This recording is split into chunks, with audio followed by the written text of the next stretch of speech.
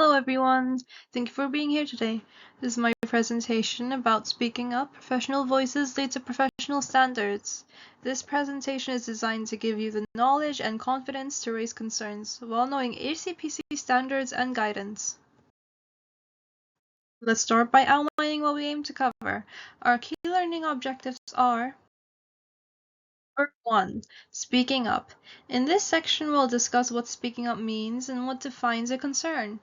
Number 2. How and why. We'll discuss the advantages of raising concerns and different methods available to us. Number 3. Understanding HCPC standards, in which we'll delve into the guidelines from the HCPC standards of conduct, performance, and ethics that support and guide us in the process. Number 4. Different approaches and situations. We'll cover how a severity of a situation determines the best approach. Number 5. Barriers to speaking up, such as dealing with personal hardships you might find during conversing in any issues, and how to overcome them. And number 6 and 7, we'll be working through a clear step-by-step process guide to raising concerns, which is called the SPEAK process. Speaking up about concerns has always been proven to be beneficial for patients and care safety. In this session, we'll be exploring different ways to speaking up and the different concerns that a workplace could have while maintaining HCPC standards of conduct, performance, and ethics. Why is it so beneficial to speak up? Let's talk about the main 4 advantages.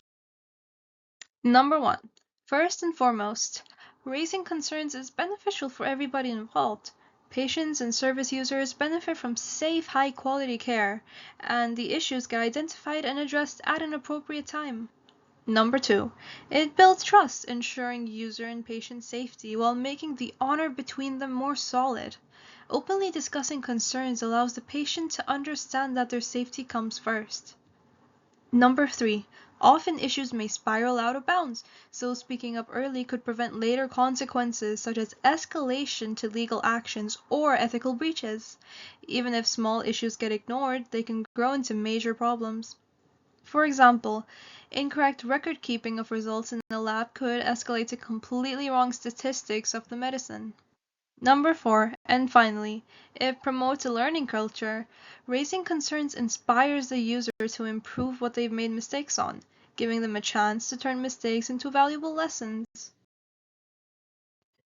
Even with all this guidance and clear benefits, we know that speaking up can be incredibly hard. It's important to recognize the barriers, which generally fall into 2 categories: individual and system barriers. Individual barriers are personal fears we might battle with, such as negative consequences or fear of retaliation, worrying that we might be wrong or maybe misunderstood them, not knowing the correct procedures, or a deficit in communication skills or confidence. But these barriers can be easily overcome by keeping records, having supporting staff, and knowing the policies. System barriers, for example, power dynamics, such as being fearful of challenging someone with a more senior position. Automatic blame, a culture which seeks to blame someone immediately rather than understanding a systemic problem. Normalizing divergence, like becoming more used to small shortcuts. And system pressures could be a culture of being too busy to want to cause trouble. Not all situations are the same. The HCPC encourages us to use our professional judgment to decide what is the best way to raise the concerns. Let's categorize them by severity. 1. Immediate risk. This would be a concern which would be the highest in the priority list and would require fast action to prevent escalation. An example of this could be the wrong dosage being given to a patient. 2. Peer-to-peer concern. You could speak to the parties privately involved if you feel safe and comfortable. If the issue repeats itself and doesn't change, it could be escalated to the supervisor or manager. An example of this can be a student forgetting to dispose of pipette tips in the right bin, or even forgetting to use gloves while working. 3. Systemic issues. It would be advised to use formal reporting channels or reporting anonymously if needed. Examples of this could be faulty equipment or cutting corners in safety checks. So, how do you actually approach these concerns? 1. The fastest and most direct approach is talking to the person directly involved, but only if it's safe to do so. You have complete responsibility to assess whether the situation is safe to do so. 2. If that's not possible or appropriate, the next step is escalating the concern to the manager or supervisor. 3. If you don't feel comfortable formally reporting this issue with your identity, then the way to go would be anonymous reporting. Each approach has its pros and cons. Direct communication and escalation help the organization tackle issues professionally and transparently. Anonymous reporting protects the reporter while encouraging more people to come forward. The downside to anonymity is there may be lack of credibility and you may receive limited feedback. However, despite these cons, the HCPC highly advises you to speaking up whenever it's necessary and whenever you feel most comfortable, as it's always better than staying in silence. Reporting concerns about safety is outlined by HCPC in Section 7 of Standards of Conduct, Performance, and Ethics, and it covers this as follows. 7.1. You must report concerns about service user safety promptly and appropriately. 7.2. You must support and encourage others to report concerns and must not prevent anybody from raising them. 7.3. You must take action if you have concerns about the safety of children or vulnerable adults. 7.4. The safety of well-being of service users will always come before professional loyalties. 7.5. You must raise concerns regarding colleagues if you witness bullying, harassment, or intimidation of service users, carers, or another colleague. This should be done following the relevant procedures within your practice or organization and maintaining the safety of everybody who is involved. The HCPC has some additional follow-up concerns as follows. 7.6. You must follow up concerns that you report. Must escalate them if necessary. 7.7. You must acknowledge and act on concerns that have been raised to you. If appropriate, you may investigate, escalate, or deal with the concerns. Central to the HCPC's values is honesty and openness.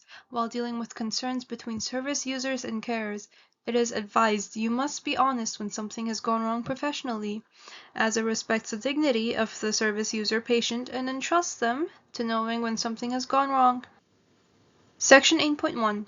You must be open, honest, and candid when something has gone wrong with the care, treatment, or other services that you provide as follows.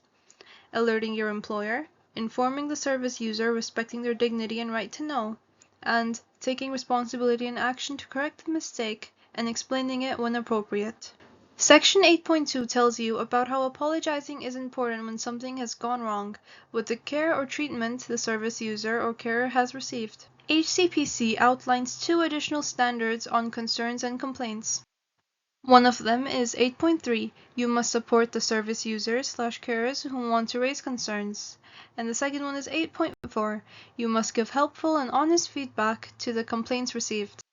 An important thing to note is that these standards are living documents which are taken and came into effect from September 1st, 2024. So please ensure you are referring to the most current standards of your time. To make this less daunting, let's hear a step-by-step guide to follow. First, ask yourself, can you deal with this directly?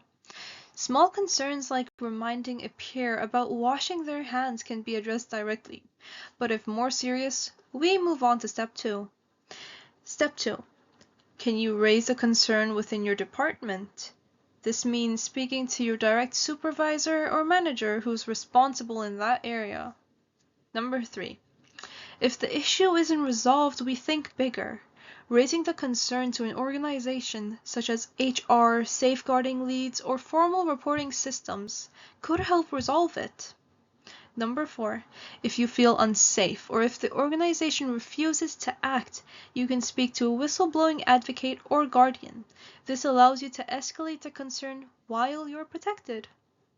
Number 5. Finally, HCPC advises that if you have said yes to these steps, you should work with your peers to follow protocols that are already in place.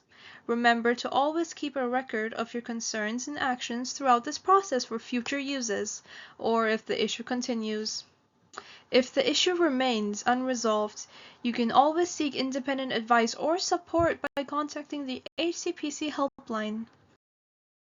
Alright, you've now seen the formal steps to escalating a concern, but let's be honest, even the first step, having a direct conversation with a peer, can feel incredibly daunting. How do you even start that conversation? The HCPC provides a person-centered framework for the situation. It's called the SPEAK process, and it turns a difficult chat into a helpful one. S stands for see it. This is about checking in with yourself first. What do you see? Try sticking to the objective facts about what exactly you have observed, such as saying, for example, I saw that the centrifuge wasn't secured before use, instead of saying, you were careless. How do you feel? Acknowledge your own reaction. Are you anxious, angry, concerned, etc.? Naming how you feel will help you manage it. Are you comfortable? This is an important safety and confidence check. Knowing that you're feeling uncomfortable or unsafe is a sign that you might need to use a different approach, such as the escalation one we discussed earlier. Finally, ask yourself, are you making any assumptions? We need to make sure we separate the story from what we think we might have seen ourselves. Now, once you've decided to move forward, P is for prepare. Failing to prepare is preparing for a difficult, messy conversation. When is a good opportunity? Find them in a private moment and ask if they're ready for a quick chat instead of discussing what went wrong in front of patients and colleagues, as it may make them feel ambushed. What approach will be correct? Think about their personality and your relationship with them. Maybe a gentler approach will be more beneficial than taking a direct question. Does it risk escalation? You need to make sure that you're prepared for how you might respond if the conversation doesn't go well. And most importantly, prepare for different scenarios. Try planning out what you might say if they're in shock and didn't realize, or if they get defensive. Having a mental script helps you stay calm. E stands for emotional check. It reminds us about empathy. Be compassionate. Try to start from a place of wanting to help, not accuse. Ask yourself, is your coworker ready to hear this? They might be stressed, rushed, or upset. So picking the right moment is a big part of being compassionate. Think about how they may feel after hearing this. They may be embarrassed or thankful, but anticipating their reaction helps you respond with kindness. And finally, check in with your own emotions again. Remind yourself to take a deep breath and ensure you're feeling comfortable. Now that you're ready to talk, A is for ask. This is where you open the dialogue with curiosity, not accusation. Using an open-minded question helps. Start with a simple check-in, like, are you okay? This shows you're genuinely concerned about them and not trying to accuse them in any way.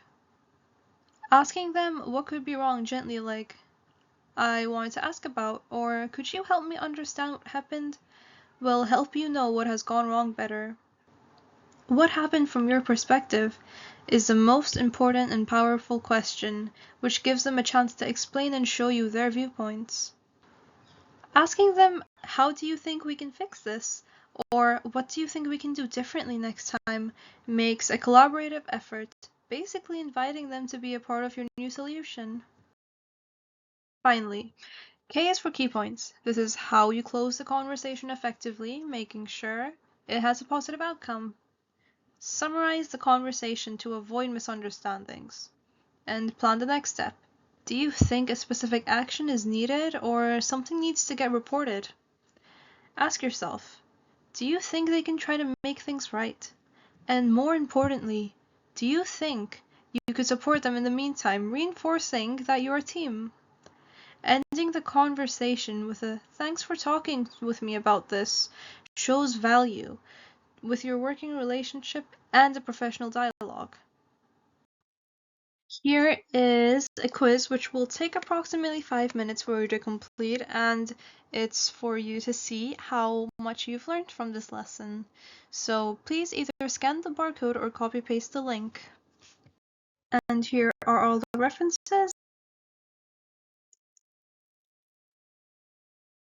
Thank you for your time and for listening. Please let me know if you have any questions. Thank you.